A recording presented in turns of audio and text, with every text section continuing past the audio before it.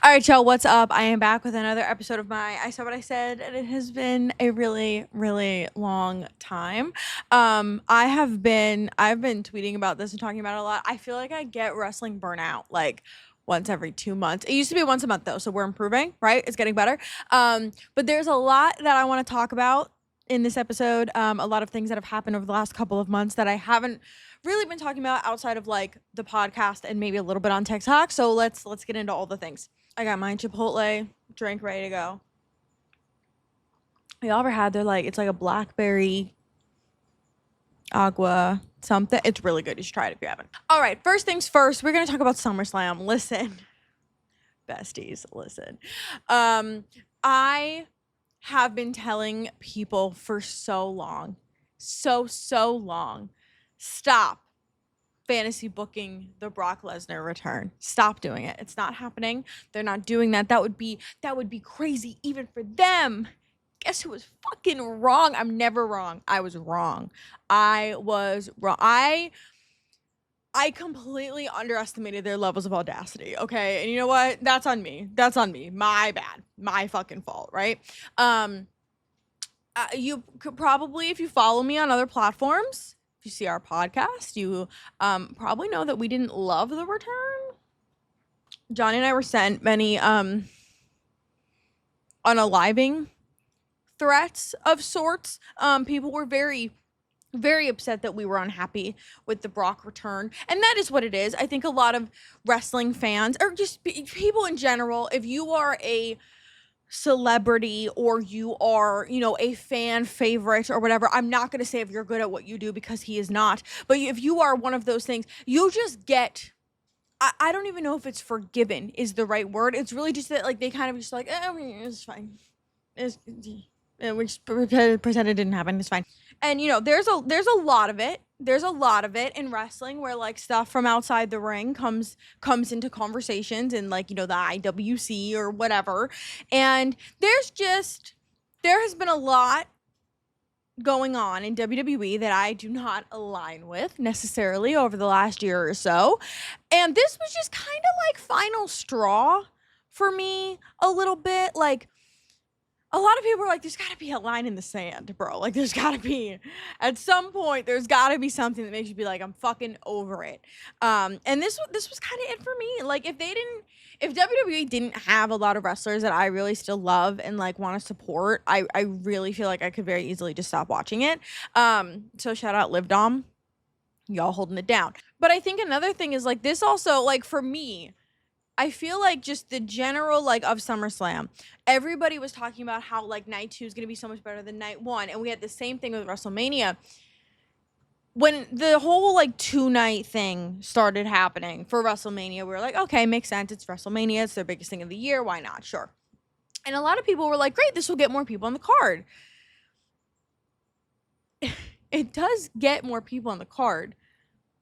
What is the quality of that card? Because the problem is now, like, yes, there are more people on the card. Yes, WWE is making, I'm sure, double, if not triple the money that they were off of these multi-night events than they were on single night events. But like every single time that they're doing a 2-night thing, it's like one is so much better than the other. And like the it's a lack of like story building and effort into that one like sucky night. I think it was at Mania we said switch the 2 main events. And it would have been, like, night 2 would have been perfection. And, like, night 1 was fine. But it was not great.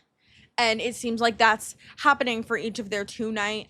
But I feel like it's, like, exposing them a little bit. It's like you can have a really solid 1-night card with, like, good wrestlers, good matches, good production, good stories, good builds, all this stuff. But, like, it's like they can't do it all for 2 nights worth of a card. So, a lot of people shit on AEW doing, like, really long cards. Like, they'll do, like, 8 to 10 match cards sometimes. But you know what?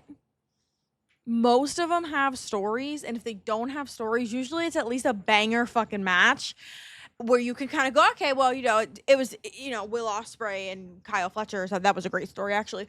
But where it's like, you're like, okay, I'm still, like, super entertained. I'm still loving it. Night 1 felt like I was getting through it.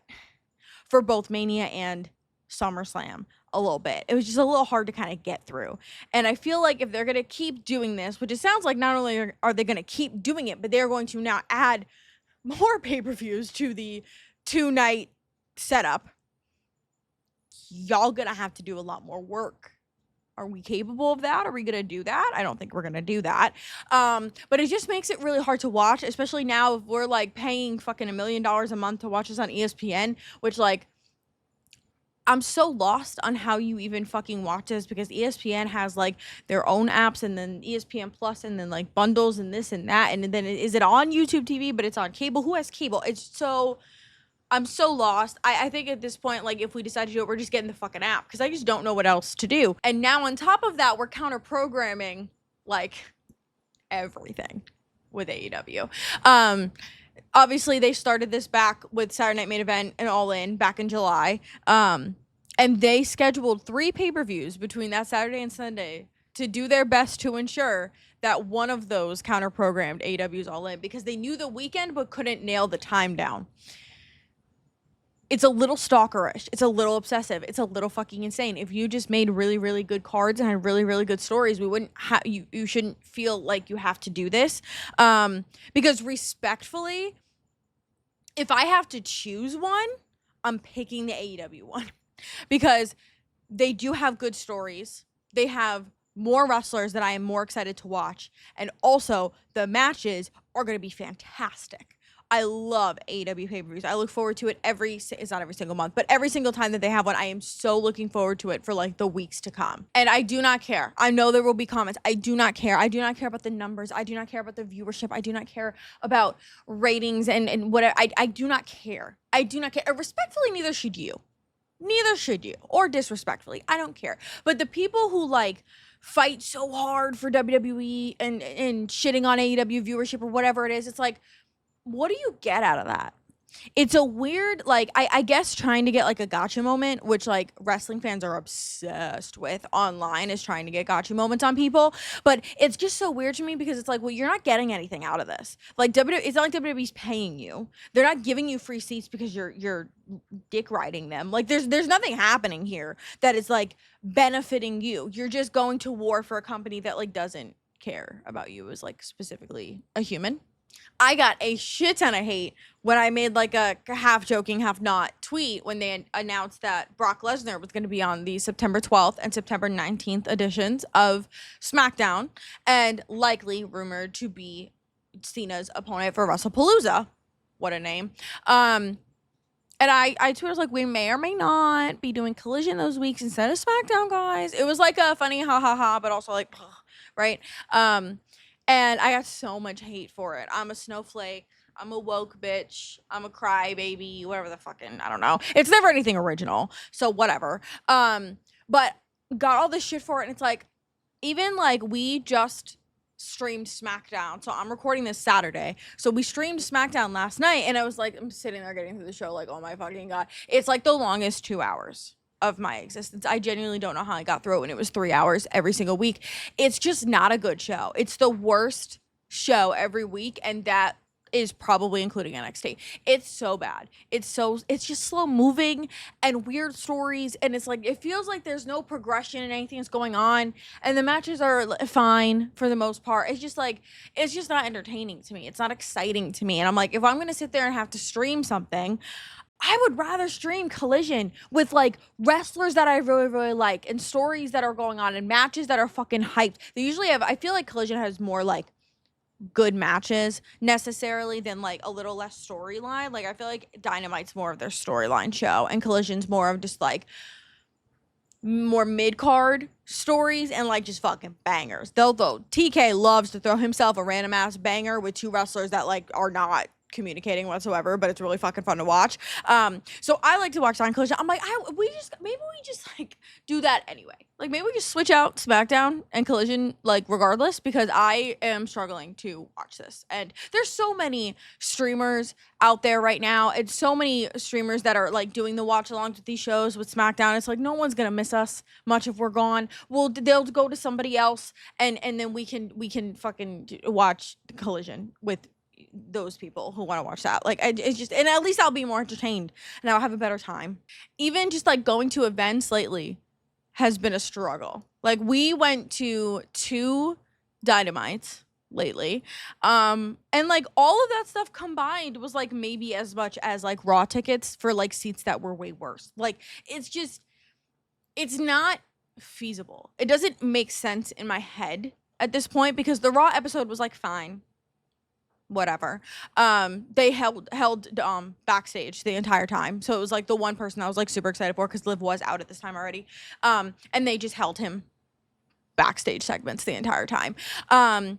So it was just a little rough, and it's so expensive, and it's hard for me. Like, I hate tribalism, and I do not want to fall into that at any point in time. I very much, like, years ago, back in like 2021, I think, was very much like, I am not watching AEW because I already watch WWE multiple times a week. It takes up so much of my time. Like, I don't know anybody there. I'm not doing it. Which little did I fucking know. There's actually plenty of wrestlers there that I did know, like Christian. But back then I was like, I'm not watching, I don't care. And eventually started watching it because Jeff debuted. And so I really like, I have such a love and a passion for AEW, and it has changed my life so much, and not just even in like wrestling and like watching wrestling, but it's just it's opened doors for me to like watching like New Japan and like CMLL and so many more indies, and like there's even like this Pro Wrestling Eve, which is an all women's like promotion that they do in England, and it's got so many stars. Alex Windsor was just there for the longest time before she went to AEW. Like, there's so many doors were opened for me when I started watching AEW, and it gave me this new kind of outlook on wrestling that I didn't have before. And it's made it so much more fun to watch wrestling every single week. And so I really don't want to be like super pro AEW and like super fuck WWE, because I do like WWE still, and they have so many wrestlers and stories and stuff that I love, and some of my favorite moments in wrestling history still. Shout out Liv Dom, last year's SummerSlam, right? The kiss heard around the world. But it's just so hard lately to jive with WWE. It's a struggle. And if you're not a psychopath or a tribalist, I would love to hear your thoughts, because I feel like as time goes on, I feel like AEW is really kind of going this way. They're really like kind of separating, and like, I don't know. I personally think like if WWE doesn't see them as competition, then I don't know why they would be counter-programming them. That just doesn't make sense to me, but whatever.